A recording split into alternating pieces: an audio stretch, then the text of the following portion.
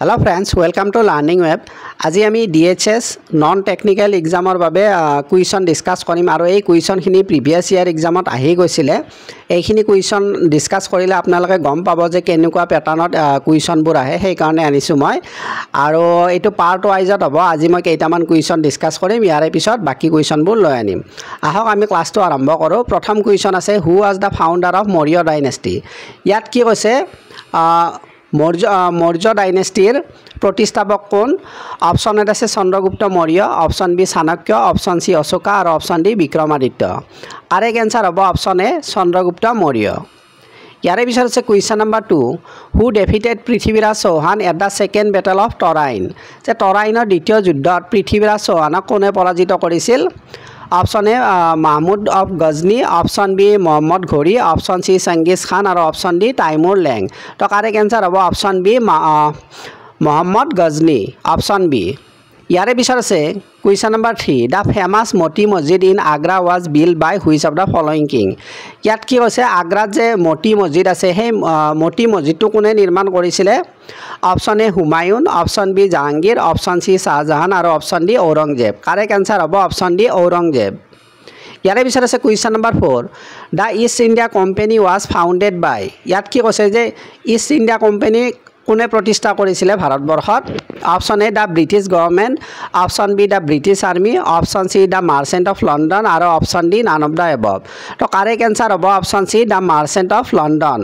লণ্ডনৰ যে সদাগৰ বা ব্যৱসায়ী আছিলে, তেওঁলোকে কি কৰিছিলে? ইষ্ট ইণ্ডিয়া কোম্পানী প্ৰতিষ্ঠা কৰিছিলে ভাৰতবৰ্ষত। অপশ্যন চি হ'ব কাৰেক্ট এনসাৰ। ইয়াৰে পিছত আছে question number 5, in which year Quit India Movement was started. যে কোনটো বছৰত ভাৰতবৰ্ষত কুইট ইণ্ডিয়া মুভমেণ্ট আৰম্ভ হৈছিলে? Option A 1931, option B 1938, option C 1940 আৰু অপশ্যন ডি 1942। কাৰেক্ট এনসাৰ হ'ব অপশ্যন ডি 1942। ইয়াৰে পিছত আছে question number 6, what is the smallest planet in our solar system. আমাৰ সৌৰজগতৰ আটাইতকৈ সৰু গ্ৰহ কোনটো হয়? Option A Pluto, option B Mercury, option C Venus আৰু option D Neptune. Correct answer হ'ব অপশ্যন বি মাৰ্কিউৰী। মাৰ্কিউৰী হৈছে সৌৰজগতৰ আটাইতকৈ সৰু গ্ৰহ। আৰু যিটো অপশ্যন এ প্লুটো আগতে আছিল সৰু, কিন্তু 2006 চনত কি কৰিছিলে, প্লুটোক সৌৰজগতৰ গ্ৰহৰ শাৰীৰ পৰা কি কৰিছে? এলিমিনেট কৰিছে। আৰু প্লুটোক এতিয়া কি কোৱা হয়? ডুৱাৰ্ফ প্লেনেট বুলি কোৱা হয়। গতিকে প্লুটোক আমি প্লেনেটত নধৰোঁ 2006 চনৰ পৰা। কাৰেক্ট এনসাৰ হ'ব অপশ্যন বি মাৰ্কিউৰী। আৰু অপশ্যন চি যে ভিনাছ আছে, ভিনাছক আমি কি বুলি কওঁ? মৰ্নিং ষ্টাৰ বা ইভিনিং ষ্টাৰ বুলি কওঁ। আৰু এইটো কি হটেষ্ট প্লেনেট বা ব্ৰাইটেষ্ট প্লেনেট বুলি কোৱা হয় ভিনাছক। আৰু নেপচুনক আমি আইচ জায়েণ্ট বুলি কওঁ। কাৰেক্ট এনসাৰ হ'ব অপশ্যন বি। ইয়াৰে পিছত আছে question number 7, what is McMahon line. যে মেকমোহন লাইন কি হয় সেইটো সুধিছে। অপশ্যন এ আছে line dividing south China sea and Pacific ocean, option B line dividing Australia and New Zealand আৰু option C boundary line between India and China আৰু option D none of the above. তো correct answer হ'ব option C boundary line between India and China. যে ভাৰত আৰু চাইনাৰ মাজৰ যে সীমাৰেখা, সেইটোৱে হৈছে মেকমোহন লাইন। Option C. ইয়াৰে পিছত আছে question number 8, which of the following is the longest river. যে তলত উল্লেখিত কোনখন আটাইতকৈ দীঘল নদী?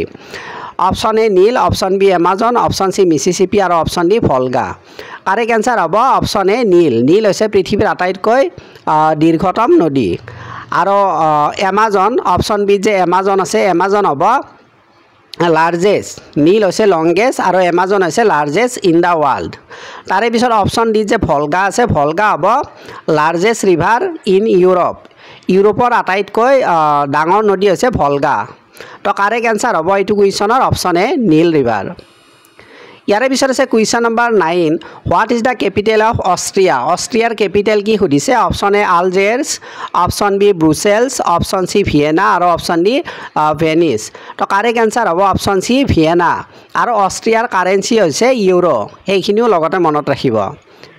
ইয়াৰে পিছত আছে কুৱেশ্যন নম্বৰ 10, আজিৰ ক্লাছৰ এইটো অন্তিম question, what is the largest creature in the world. যে পৃথিৱীৰ আটাইতকৈ ডাঙৰ জীৱ কোনটো হয়? Option A dinosaur, option B blue whale, option C mountain lion আৰু অপশ্যন ডি গ্ৰিজলি বিয়াৰ। তো কাৰেক্ট এনসাৰ হ'ব অপশ্যন বি ব্লু হুৱেল। তো এইখিনিয়ে আছিলে আজিৰ ক্লাছৰ কুৱেশ্যন আৰু কুৱেশ্যন আছে মই নেক্সট ক্লাছত লৈ আহিম আশা কৰিছোঁ ক্লাছটো আপোনালোকৰ ভাল লাগিছে আপোনালোকে প্লিজ ক্লাছটো লাইক কৰিব আৰু যিমান পাৰে শ্বেয়াৰ কৰক আৰু নতুন কোনোবা আছে যদি সাবস্ক্ৰাইব কৰি ৰাখিব এনেকুৱা ক্লাছ মই লৈ আনিম আৰু আপোনালোকে আপোনালোকৰ কমেণ্টবোৰ জনাব কমেণ্ট বক্সত আজিলৈ এৰিছোঁ থেংক ইউ